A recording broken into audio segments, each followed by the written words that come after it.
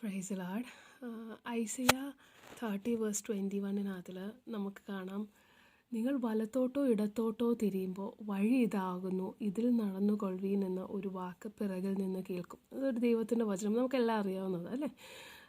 പക്ഷെ അതൊന്ന് ഡീപ്പായിട്ട് ചിന്തിച്ചിട്ടുണ്ടോ? നമ്മൾ വലത്തോട്ടോ ഇടത്തോട്ടോ തിരിയുമ്പം വഴി ഇതാകുന്നു എന്ന് പറഞ്ഞ് കാണിക്കുന്ന ഒരു ദൈവശബ്ദം.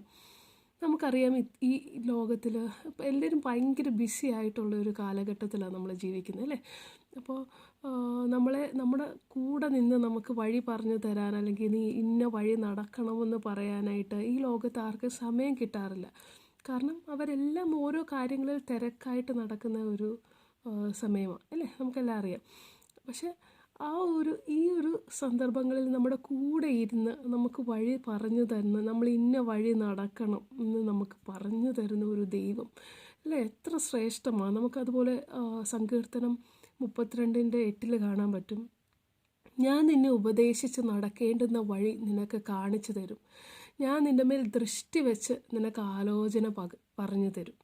അപ്പോൾ നമ്മുടെ മേൽ ദൃഷ്ടി വെച്ച് നമുക്ക് ആലോചന പറഞ്ഞു തരുന്ന ഒരു ദൈവം, നമ്മുടെ കൂടെ എപ്പോഴും നമ്മളെ കണ്ടുകൊണ്ടിരിക്കുന്ന ഒരു ദൈവം അല്ലേ. നമ്മുടെ കണ്ണുനീരുകൾ തൂകുമ്പോൾ, നമുക്ക് കണ്ണുനീര് തൂകുമ്പം നമുക്ക് വേണ്ടി പ്രവർത്തിക്കുന്ന ഒരു ദൈവം.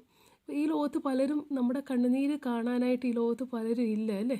അപ്പോൾ നമ്മുടെ വിഷമങ്ങൾ, ഭാരങ്ങൾ നമ്മുടെ മനസ്സിലിരിക്കും. ചിലപ്പോൾ നമ്മൾ കരയുന്ന കാണുമ്പോൾ മറ്റുള്ളവർക്കത് അഭിനയമായി പോലും തോന്നുന്ന ഒരു കാലഘട്ടത്തിലാണ് നമ്മൾ ജീവിക്കുന്നത്. പക്ഷേ നമ്മുടെ കണ്ണുനീര് തുരുത്തിയിലാക്കി വെക്കുന്ന ഒരു ദൈവമാണ് നമുക്കുള്ള. ആ ദൈവത്തെ നമ്മൾ എത്ര സ്നേഹിച്ചാൽ മതിയാവും. നമ്മുടെ കണ്ണുനീരിൻ്റെ ഓരോ തുള്ളി കണ്ണുനീരും അറിഞ്ഞ് അതിനൊക്കെ വാല്യൂ കൊടുക്കുന്ന ഒരു ദൈവം എത്ര ശ്രേഷ്ഠമാണ് അല്ലേ. നമ്മൾ ചിന്തിച്ച് നോക്കിക്കഴിഞ്ഞാൽ ഈ ലോകം മൊത്തം സൃഷ്ടിച്ച ദൈവം നമ്മളെ കെയർ ചെയ്യുന്ന, നമ്മളെ സ്നേഹിക്കുന്ന ആ ഒരു വഴികൾ, ആ വിധങ്ങൾ ഓർത്താൽ എത്ര നന്ദി പറഞ്ഞാൽ മതിയാവും ആ ദൈവത്തിന്. ആ സ്നേഹം എത്ര വലുതാണ് അല്ലേ. ഈ ലോകത്ത് മറ്റാർക്ക് നമ്മുടെ കർത്താവ് സ്നേഹിക്കുന്ന പോലെ സ്നേഹിക്കാൻ പറ്റത്തില്ല.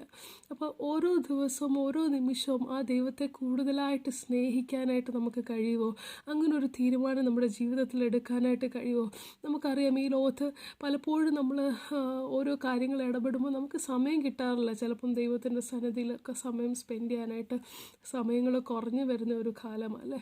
പക്ഷേ നമുക്ക് ദൈവത്തിൻ്റെ നമ്മൾ എവിടെ പോയാലും, നമ്മൾ എന്ത് ചെയ്താലും, നമ്മൾ നടക്കുന്നവിടത്താണെങ്കിലും, നമ്മൾ ഇരിക്കുമ്പോഴാണെങ്കിലും, നമ്മൾ ജോലി ചെയ്യുമ്പോഴാണെങ്കിലും, നമ്മൾ എന്ത് കാര്യങ്ങൾ ചെയ്താലും അതിൻ്റെ ഒക്കെ കൂടെ ദൈവത്തിനോട് സംസാരിക്കാനായിട്ട്, ദൈവത്തിനോട് കൂടെ സമയം സ്പെൻഡ് ചെയ്യാനായിട്ട് നമുക്ക് കഴിയുമോ? നമ്മൾ ചിലപ്പോൾ നടക്കുന്ന വഴികളിലൂടെ ആയിരിക്കാം, നമ്മൾ എന്തെങ്കിലും കാര്യങ്ങൾ ചെയ്തുകൊണ്ടിരിക്കുമ്പോഴായിരിക്കാം. പക്ഷേ അവിടെയൊക്കെ നമ്മൾ ദൈവത്തോടൊന്ന് സംസാരിക്കാൻ തുടങ്ങിക്കഴിഞ്ഞാൽ ആ ദൈവത്തിൻ്റെ സ്നേഹം നമ്മളെ കവർ ചെയ്യുന്നത് നമുക്ക് ഫീൽ ചെയ്യാനായിട്ട് പറ്റും. അത്ര സ്നേഹമുള്ള ഒരു ദൈവമാണ് നമ്മുടെ കൂടെയുള്ള. അപ്പോൾ ആ ദൈവത്തിൻ്റെ സന്നിധിയിലേക്ക് ഓരോ നിമിഷവും കൂടുതലായി ദൈവത്തെ സ്നേഹിക്കാനായിട്ട് നമ്മുടെ ജീവിതത്തെ നമുക്ക് ദൈവത്തിന് സമർപ്പിക്കാം. ഒരു പാട്ടുണ്ടല്ലോ, മതിയാകുന്നില്ലേ ഈ സ്നേഹം. അത് എത്ര സ്നേഹിച്ചാലും മതിയാത്തൊരു സ്നേഹം ആ ദൈവത്തിൻ്റെ സ്നേഹം അല്ലേ. നമുക്ക് ആ ഒരു പാട്ട് 1 മിനിറ്റ് ഒന്ന് പാടാം. മതിയാകുന്നില്ലേ ഈ സ്നേഹം, കൊതി തീരുന്നില്ലേ നിൻ സാന്നിധ്യം, മതിയാകുന്നില്ലേ ഈ സ്നേഹം, കൊതി തീരുന്നില്ലേ നിൻ സാന്നിധ്യം, ഇതുപോരായേ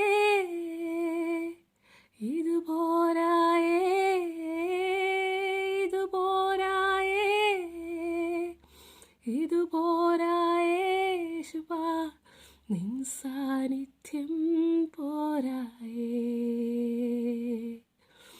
നിൻ സാന്നിധ്യം പോരായേ. യേശുപ്പാടെ സാന്നിധ്യം, യേശുപ്പാടെ സ്നേഹം ഇത് പോരാ, ഇനിയും കൂടുതലായിട്ട് വേണമെന്ന് നമ്മൾ ആഗ്രഹിക്കുമ്പോൾ ദൈവം അത് നമ്മുടെ ജീവിതത്തിൽ ഓരോ ദിവസവും ഓരോ നിമിഷവും കൂടുതലായിട്ട് പകർന്നു തരും. ആ ദൈവത്തിൻ്റെ സ്നേഹത്തിന് വേണ്ടി നമുക്ക് ഈ നാളുകളിൽ കൂടുതലായി കൊതിക്കാം. ആ ദൈവത്തെ നമ്മുടെ ജീവിതത്തിൻ്റെ ഓരോ സാഹചര്യത്തിലൂടെ, ഓരോ കാര്യത്തിലൂടെയും യേശുപ്പായെ സന്തോഷിപ്പിക്കണമെന്നുള്ളൊരു തീരുമാനം നമ്മുടെ ജീവിതത്തിൽ നമുക്ക് എടുക്കാം. അങ്ങനെ ദൈവം നമ്മളെല്ലാവരെയും സഹായിക്കട്ടെ എന്ന് പറഞ്ഞുകൊണ്ട് ആമേൻ.